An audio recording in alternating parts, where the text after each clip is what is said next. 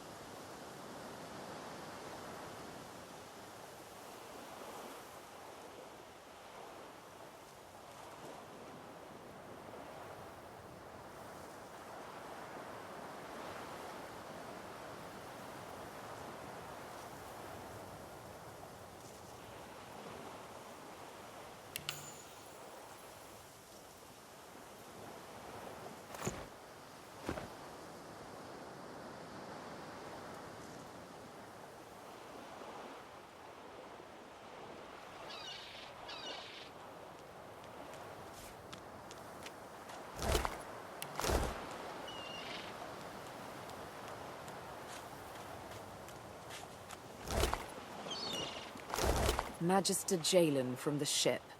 I would have chosen a swifter death for him myself.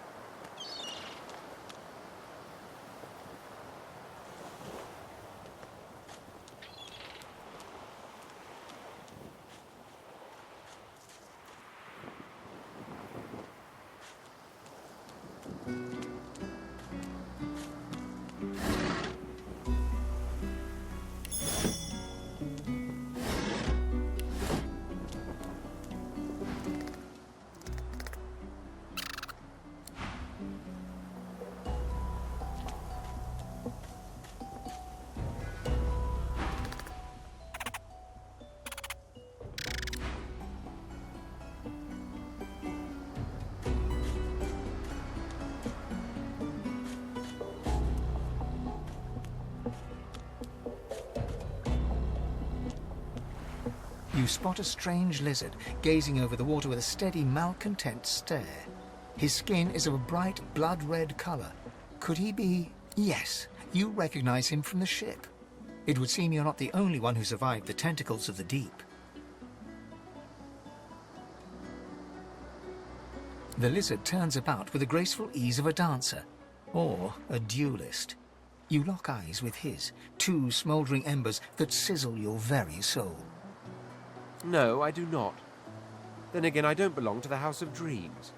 I'm a prince of the House of War, a house you seem to be all too familiar with, judging by that rather fetching mark on your cheek.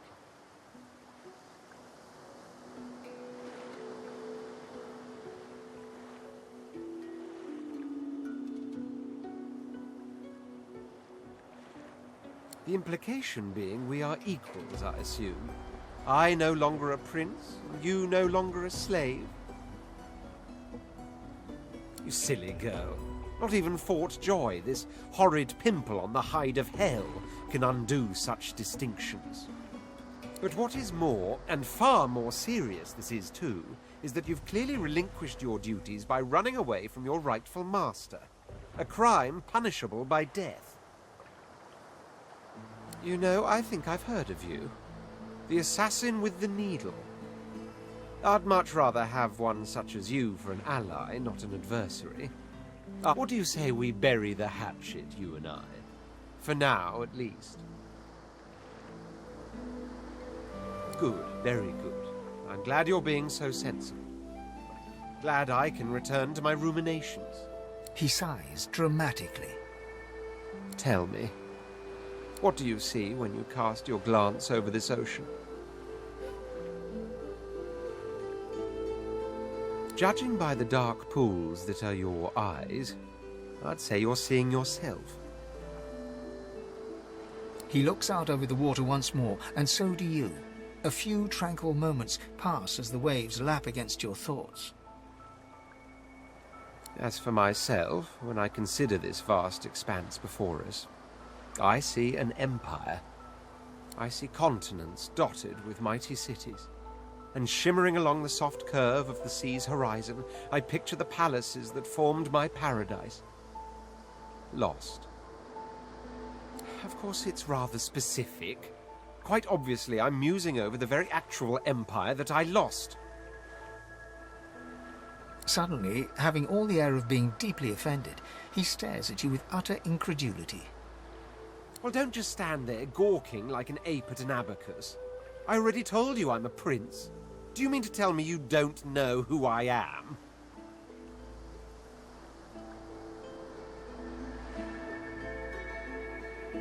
The very same. I am the Red Prince, the All-Conqueror, the World-Tamer, the Spouse of the Sun. Of course you know me. There's a brief moment's pause, during which his grandiloquent pose deflates ever so slightly. That said, I suppose I must own up to the fact that I find myself rather in between all-conquering and world-taming opportunities at the moment. The grandeur that is my fate has hit a bit of a snag. But never you worry. For the throne I was destined, and my throne I shall have.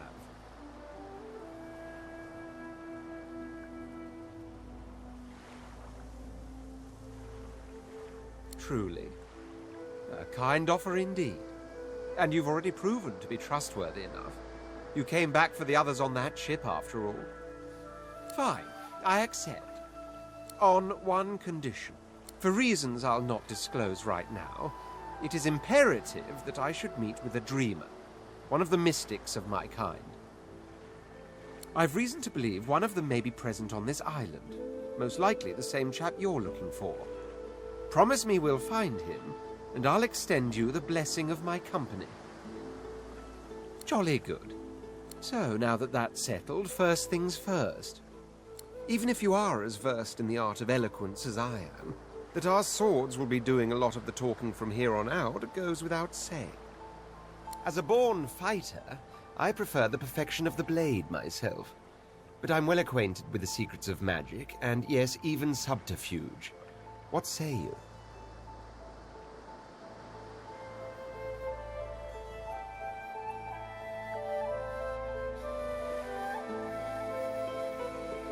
Very well. Onwards, then, to victory or death. The Red Prince nods and gives you a smile that wavers ever so delicately between courtesy and contempt. Now, as you're aware, you'll be travelling with a prince. Proper forms of address include Your Majesty, Your Royal Highness, or if you're feeling particularly frivolous, My Lord. As your luck would have it, I seem to be fresh out of luggage, so you won't be required to carry my belongings.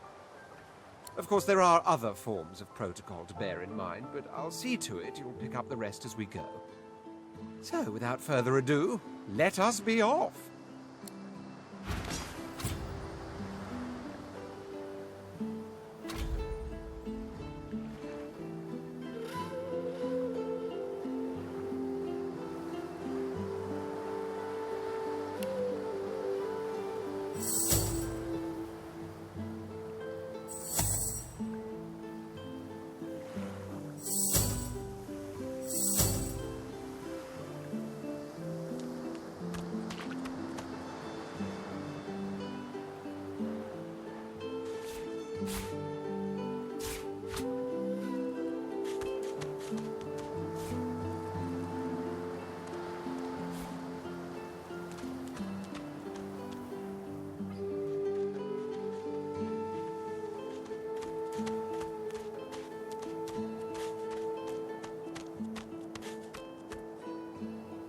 A black cat.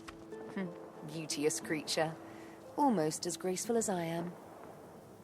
The cat's eyes are clouded and grey, but it stares at you with acute intensity.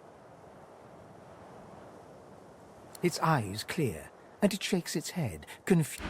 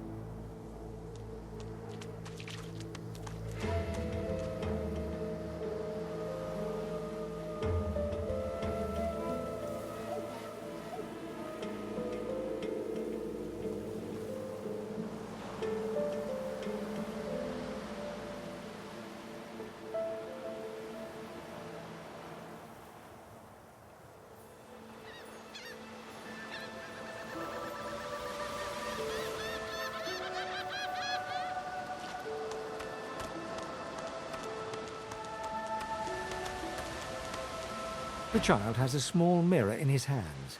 He holds it up at angles, inspecting his eyes, his chin, the crown of his head. He spots you, and his arms snap to his sides. I'm not supposed to talk to elves.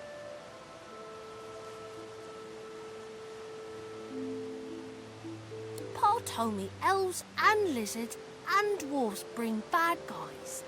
Void guys. That's right, isn't it? I guess I'm a sorcerer too. That's why I'm here, right? And you too? The child screws up his face and looks at you hard. He lifts his mirror up to his nose, closes one eye, and looks at himself again.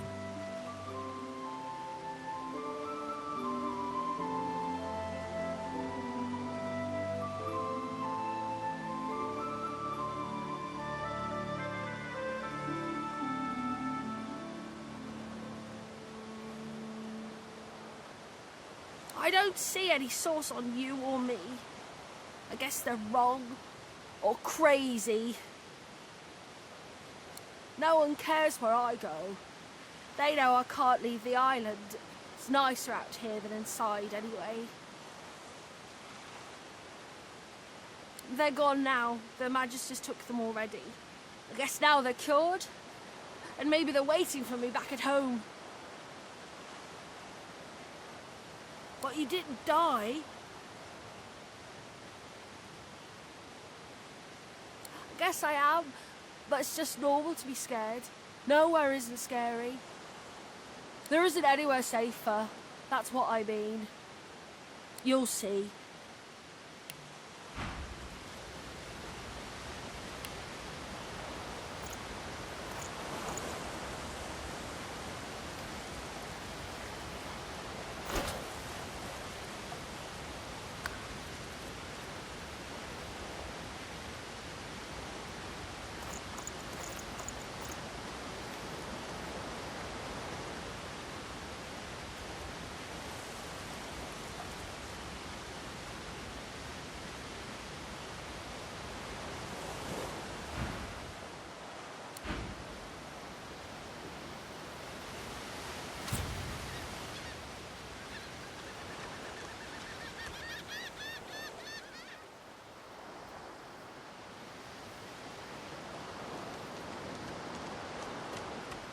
The great Brachus Rex looks to the horizon.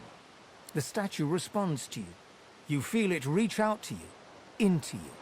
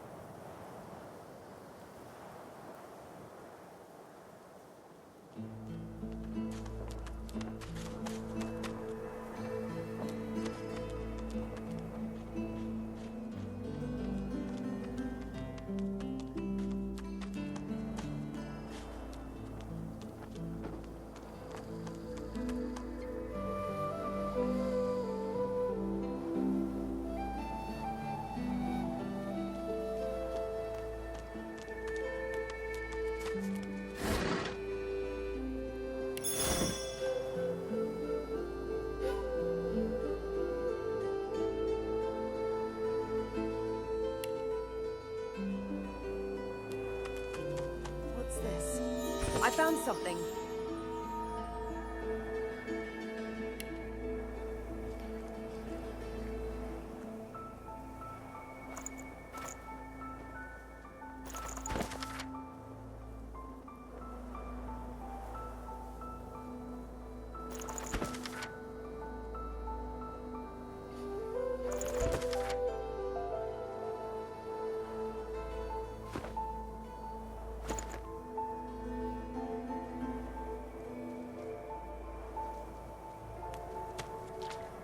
I don't have the right tool for digging.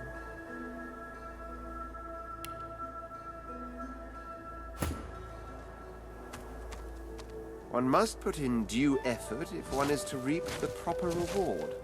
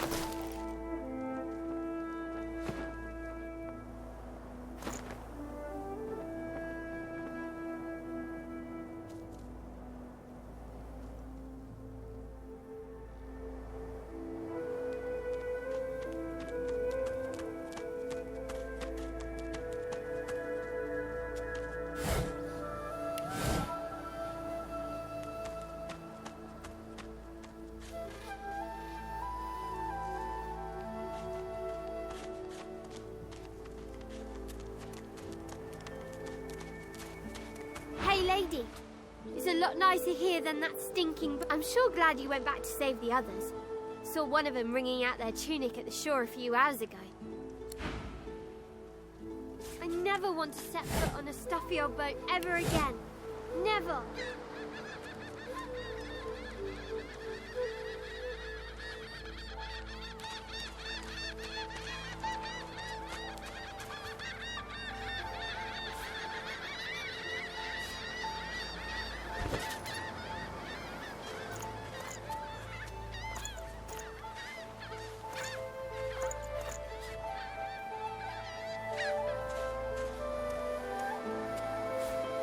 Two long dead of the crew, 3, 4 pretty shells on the shore.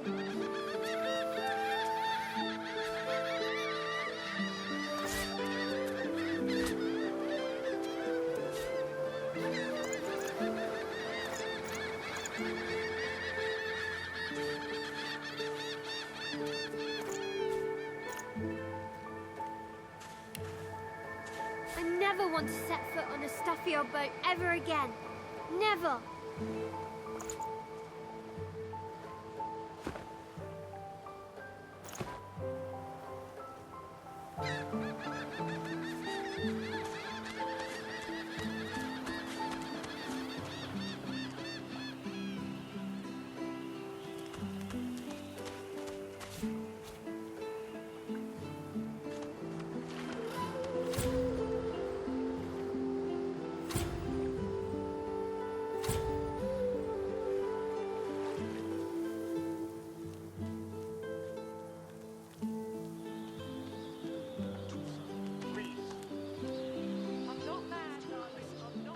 Answer him.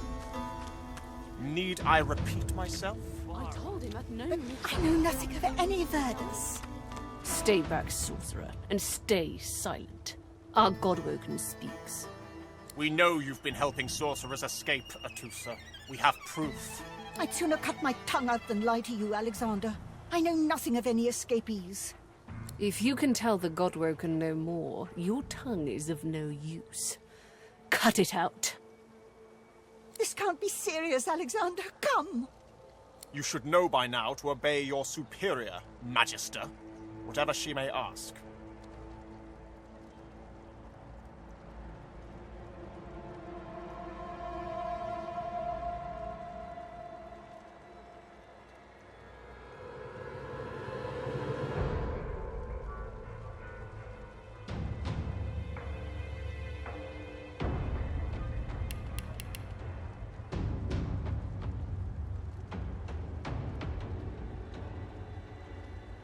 Stay silent, elf! Atusa pinches the tip of her tongue with 2 fingers and brings her dagger to its root. Her eyes squeeze shut. Drops of blood form against the dagger's edge and quickly fall to the ground. She groans. Stop! My father, may his soul rest in peace, would be disappointed in you, Atusa. To think you would lie to his only son, your bishop, and your friend these many years. The fate of our realm hangs in the balance. If you will not help us save it, then you will help the Void destroy it. Dallas? Yes, Your Holiness? I believe we're done.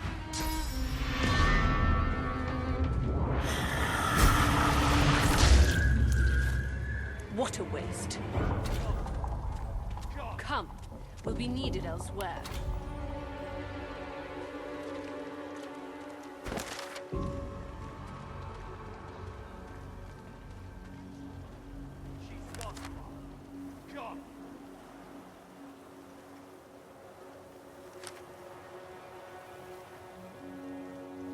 Come on, old man.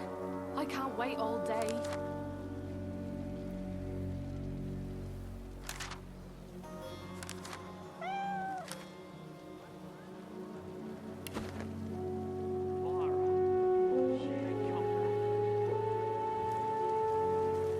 The lizard magister, or what's left of her, lies in a puddle of gore.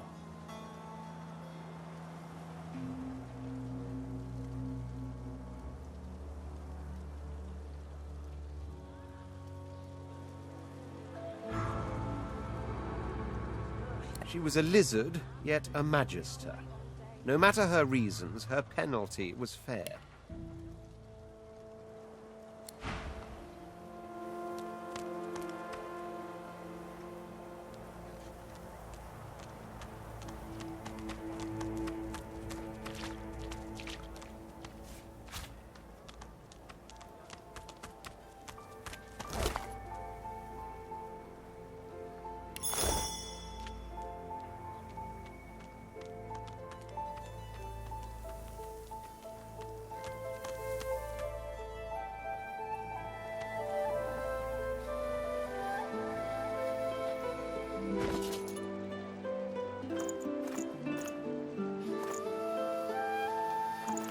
A single name throbs across your brain. Verdas, Verdas, Verdas. He must escape. He cannot die here. He cannot.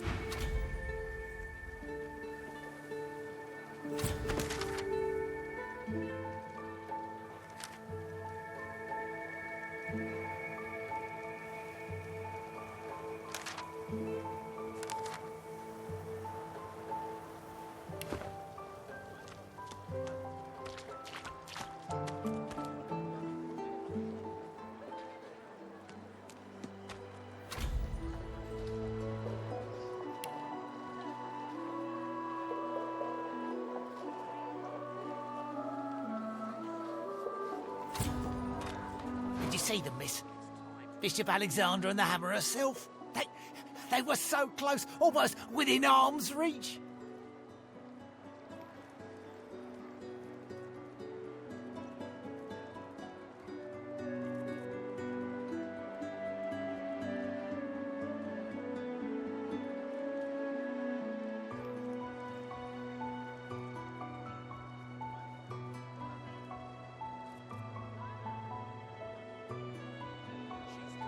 A traitor cannot be murdered.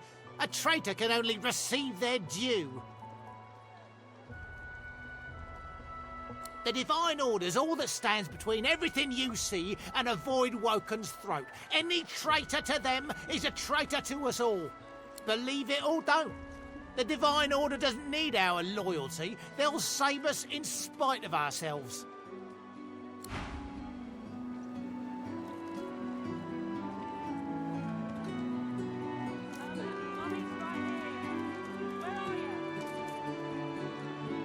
Pipe down, Flora.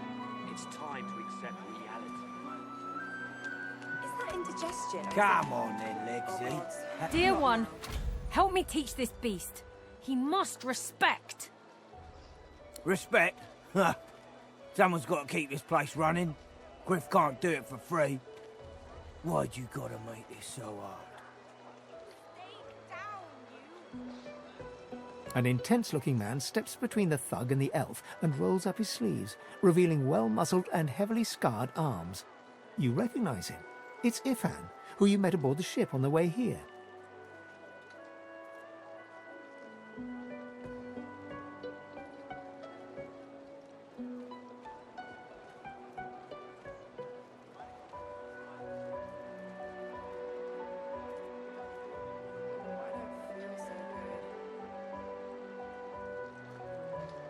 Just stand aside, won't you, mate? This is no business of yours. Lone wolves decide their own business. The thug freezes in fear for a moment before shuffling back to the protection of his crony. Pay up, elf. No one shorts Griff. Especially not one of you.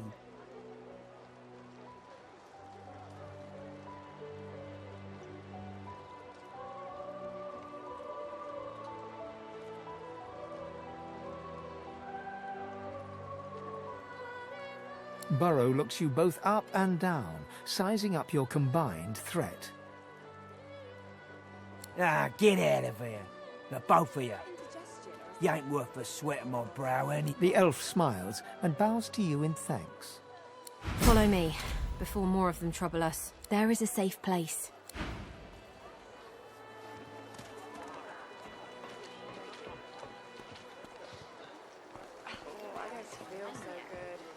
Ifan rolls his sleeves back down. He nods at you. Good work there. Good work. I can tell. He stretches out one rough hand to shake yours. He grips your hand tight as a vice and shakes it, hard. Say, you don't look all that busy now that we're safely on dry land. I could use someone to watch my back, and it looks like you could use someone to watch yours.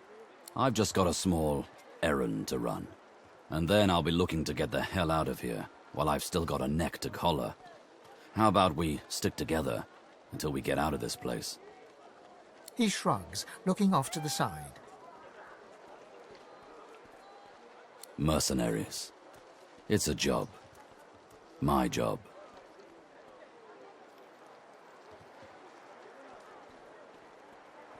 Everyone needs to make a living. I make mine running errands. The little black cat trailing you hisses at him, hair raising a ridge along its back. Without batting an eyelid, the man rumbles a lupine growl. The cat hides behind your leg, mewling. Ah, I knew there was a kinship of sorts about you. Same trade, different masters, it looks like. If you're willing, we could work well together. Why not help each other get out of here? The usual way. Haphazard, terrifying, and drenched in blood. Haven't quite worked out the details yet, but I'll wager it'll be no worse than what'll happen if we stay put. 2 heads are better than 1, and when push comes to shove, 4 fists are better than 2, right? He grins, sharp. So, before we hit the road, it's best if we decide battle strategies up front. Should keep more of our blood in. Survival's my main priority. I'll use every trick in the book to keep us alive. But if a wayfarer's not what you're after, I've got other skills. What do you need?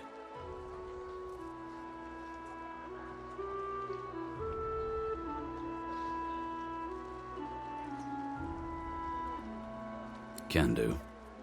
Onwards.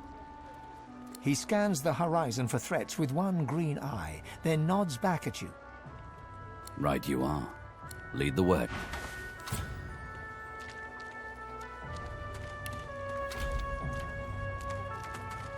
I saw what you did there, convincing Burrow not to lay down the law on that elf. Your kind stick together like stink on garbage, don't you?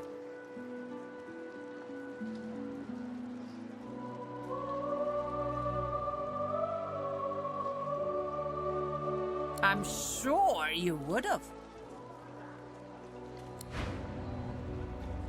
Gotta hand it to you. You elves sure smell better than us when you...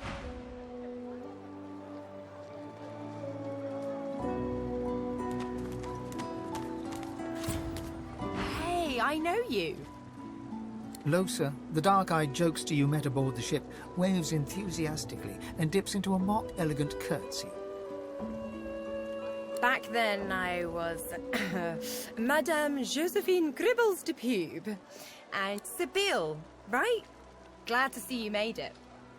Nothing like a nice tentacle slap across the moor to set the tone for the week, eh? How'd you escape?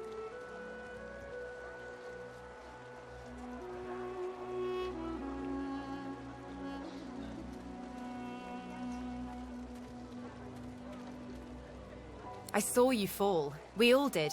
Thought you were done for. When we get out of this place, I owe you a pint. So you managed to swim to safety, is that it? What about when you were in the water? Didn't hear anything unusual, did you? I heard the same thing. Do you know what this means? It means I'm not the only... Losa's voice catches in her throat. The joy drains from her face. She is stock-still, waxy-skinned, her eyes dark. Greyish-black veins run from her eyes down her cheeks. Her head snaps to you mechanically, and her eyes lock with yours, dark pupils dilated into great black voids. Light suddenly flashes back into her face. The grey veins drain to pinkish flesh, and her whole body relaxes. Anyway, what were we talking about? Ah, it's nothing really. It's just... I'm just a bit... well, a bit... hospitable? Put it like this. You've never been a host, I bet. That's because you're an infested clump of leaves on the side of the road. That ain't bad, though. I'd give just about anything to be like you. But I'm a roadside inn. Red door, flowers out front, friendly lady at the door beckoning you in for half price. Like a goddamn gold star inn for the disembodied. Now, isn't that just the question of the hour? I can't be sure just yet. I'll be surprised if it's a demon. Definitely not a sprite either. Maybe a spectre, but I wouldn't bet money on it. So, how are you enjoying the joy?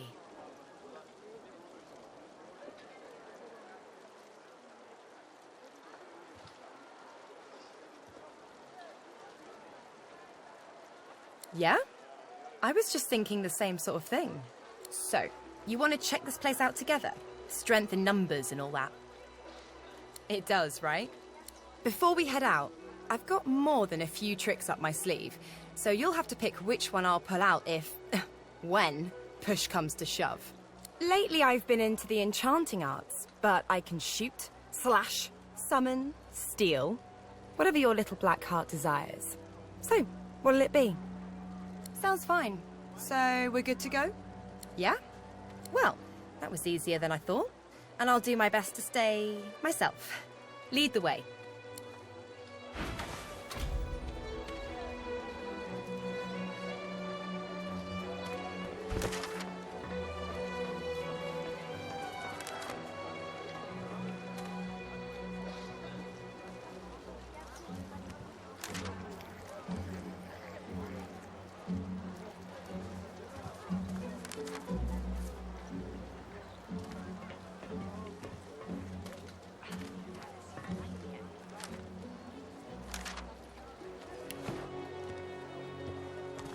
Bow your head, please! If we chant the endless prayer, the next divine will ascend, even if your kind has displeased the god so terribly of late. You know what I mean, elf. The dwarves and lizards are no better. The lot of you would drag us all into oblivion with your blind devotion to Source. The time of Source is over.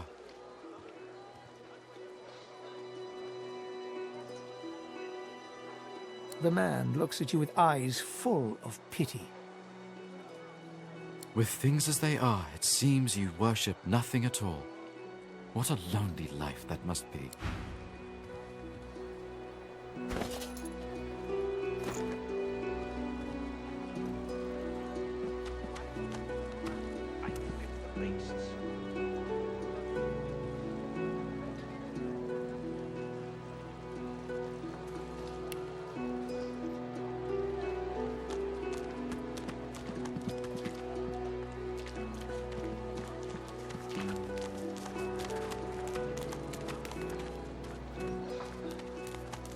Amidst a crowd of screws, bolts, and scraps of metal, the woman is manipulating a glove-like contraption fitted with 5 long metal skewers. She doesn't look up as you approach. And what you after? I ain't. Just seeing how it's made. She's clever, Dallas. Made these herself, for those bodyguards of hers. Boy, they're sharp.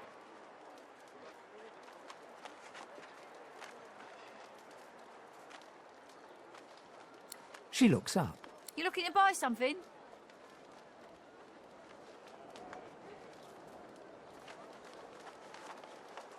Found it in the scrap heap not so long ago. We used to know each other back in the day, you know.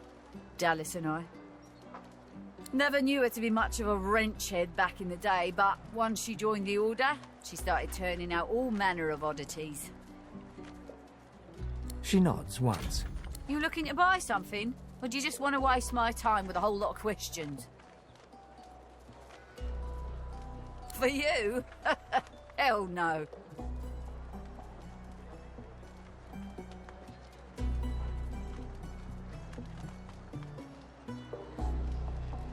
Worthy is exactly the right word. You know, someone who's proven himself might earn my time of day. Speaking of, you haven't. So all manner of things. Have a look.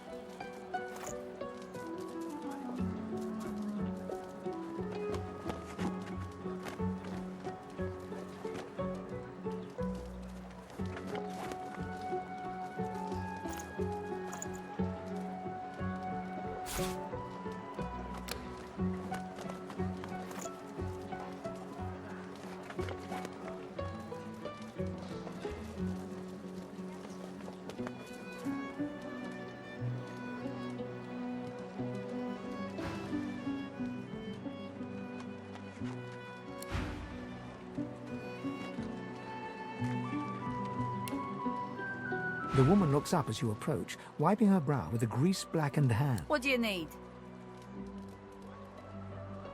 Ha! The hammer got you curious. Yeah, funny name for a gal like that. When I knew her, the Feather would have been a likelier name. Oh, I dunno. She was a sweet soul, quiet, loved her family.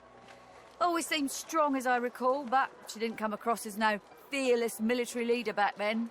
She was just a girl. People do change, don't they? She nods once. Clever lass, her. No wonder what Alexander sees in her. Question is, what she sees in him.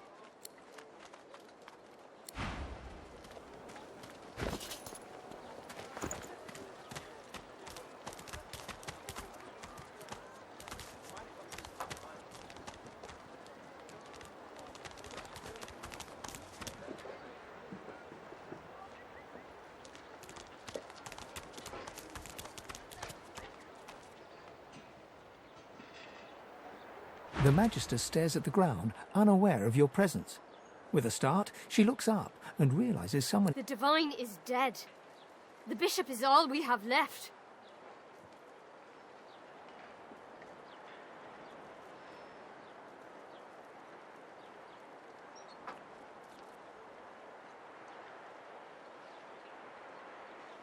Your kind may be older than ours, but I don't think even the elves will outlast the void. We are unprotected, you know. We are all alone. Her voice trails to silence, and she resumes staring at the ground, lost deeply in thought. I do wish Alexander would ascend sooner rather than later. Oh, yes. Only a week or two before, well, you know. I wanted to serve him more than anything. But who didn't then? He was driving the Black Ring back, soon to rout them entirely. I put my faith in the Bishop. Reminds me of his father. And what he said has been true. Wherever there are sorcerers, Voidwoken strike. They say his powers are not developing as they should. They blame the Voidwoken. But we need his powers to develop so that he may banish the Voidwoken. It's quite the pickle. I wish it every night. More than anything. Bad luck to let one of them cross your path. Bad luck to let one of them cross your path.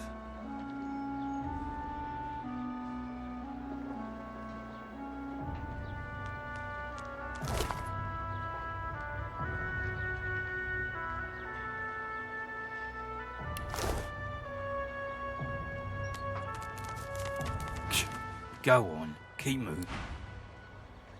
The Magister doesn't notice you. As you approach the unsmiling Magister, Ifan catches your arm and speaks to you with some urgency. I need to talk to this one for a few moments. Alone. Ifan strides up to the Magister, speaking in a calm and controlled voice. Though you can't hear what he whispers, the Magister's face turns whiter than snow as he hands a note to Ifan with shaking hands. Don't! I'll give you the information. Here, just... Ifan walks back to you, leaving the quivering wreck of a Magister behind. When he catches your eye, he winks.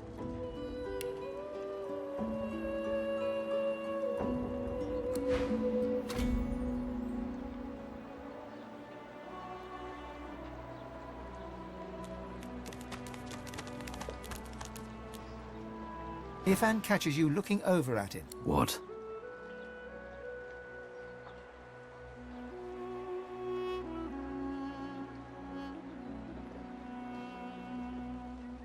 Oh, it's just practice. All in the way you set your jaw, lass. I'll teach you someday. I only do it when it's necessary. And it was necessary back there. He wanted me to kill someone. I didn't want to kill them. Being a little impolite seemed the least bad option.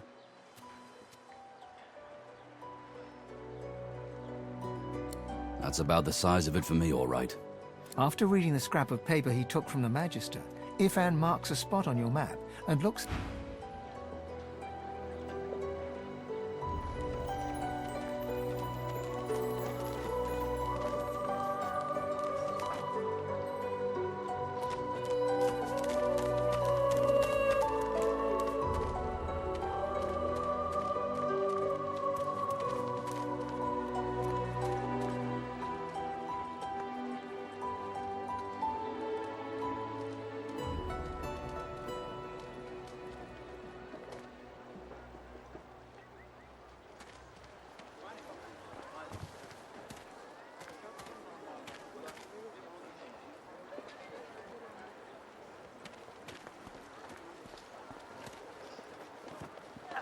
Bolted on there. The woman looks up as you approach, wiping her... What do you need?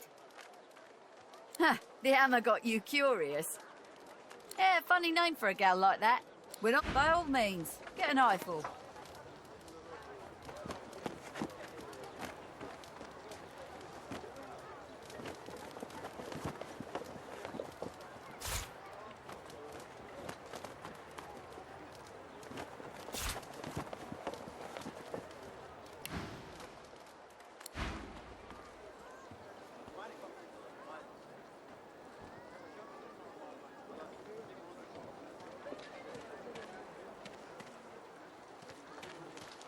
I'm not mad, darling. I'm not mad. Sweetheart? Please, can you... An elf! Stay away, cannibal. If I find out you've gone near my baby, I'll skin you alive.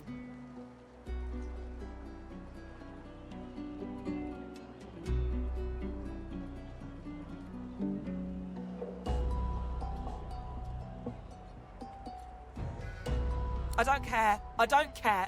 Please, just leave me be. Irma, where are you, dear? Mummy's worried sick about you. I fella can't hear himself think with all this racket. Day and night she hollers up. You hear that, Farah? You got to cut that out. What's happened to ya?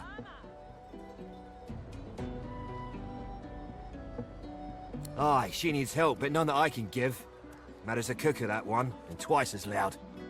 Distraught don't even begin to cover it. She's hollering after that child of hers, killed by a void woken she was. Been dead and buried for a month now. Never even stepped foot in Fort Joy. I'm not mad, darling. I'm not mad. Sweetheart. Come on, old man. I can't wait all day. And there ain't no amount of hollering that'll bring her back.